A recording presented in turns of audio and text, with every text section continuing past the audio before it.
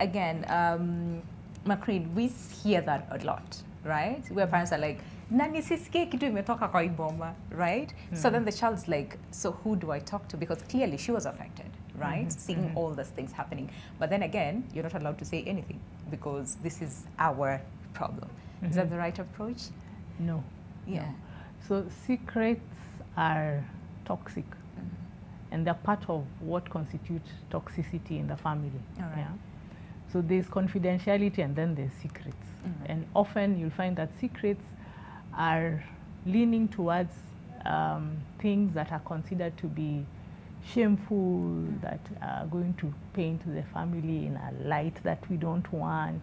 There's a picture that we want to portray out there, you know. So we are containing ourselves, yeah. And that containment is the problem, because whilst there is value in, you know, making an attempt to be, you know, to be forward-looking and hopeful as you face the day, there's also the other side of we have unresolved issues. These issues are simmering. We are not addressing them internally. I am not allowed to talk about them externally. So where is my hope coming from? Yeah. You see. So that approach of we say nothing, we feel nothing, we, you know, we act all, you know, nice and neat. It's problematic. Yeah, it's problematic. So what tends to help is if the child is able to get one responsible adult out there whom they can trust and whom they will speak out to, then it becomes a channel for them to, you know, sort of let these things out and find adaptive ways of dealing. Yeah, of coping with the same. And also actually mentioned that she actually shut down completely, right? So what usually happens to the brain of the child? Because like you said, children tend to personalize things. It's my fault, this is why this is happening, or I'm a good child, this is why, you know, this is happening as well in the family. So what exactly happens to the brain that then a child ends up shutting completely? Because Ashley says, up until now, I am struggling and I'm learning to express myself and communicate effectively. So, the way we are wired is that in the face of danger, real or imagined, the body prepares us to deal with the said danger. So we either fight it. So if you are fighting it, then the resources are mobilized to enable us to fight. So you find, you know, you have energy and, you know, your fists are clenched and, you know, your heart is pumping and, you know. The adrenaline is there to absolutely you're ready to face it.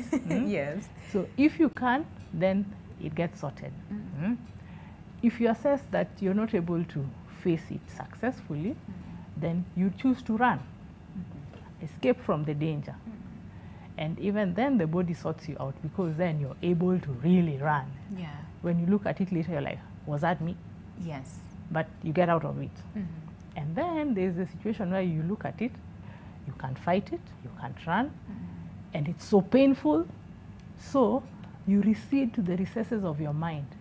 And this is, we say you disassociate yourself from that situation. So you're almost like, I'm watching it. It's not happening to me, I'm watching it. Okay. Because the pain is just too much to bear. So the experience that she shares, therefore, is that in her experience, she couldn't fight her folks and she couldn't run away. So what to do is to, you know, take yourself to a place where you imagine nothing is happening. So that you reduce the intensity of the pain in the moment. Often you'll find that aside from just having that sense of helplessness, you're also experiencing a situation where your views are not really considered positively. You're not validated. So together with this dangerous situation where you can't do a thing, and when you express yourself, it is not taken seriously, you don't feel like you should say anything, you know, and hence the struggles to express self. You're thinking, why should I say it? It doesn't really matter. Who cares? What matters is what the rest of them think, even though I don't agree. Yeah. You know. Yeah. so you tend to just let most of the things pass. Yeah, you let them slide, and you don't say and you're anything. resentful. Yeah. You know. Okay. And these things end up leaking at a point. And often they leak when you least expect, Yeah. in the most inopportune moment.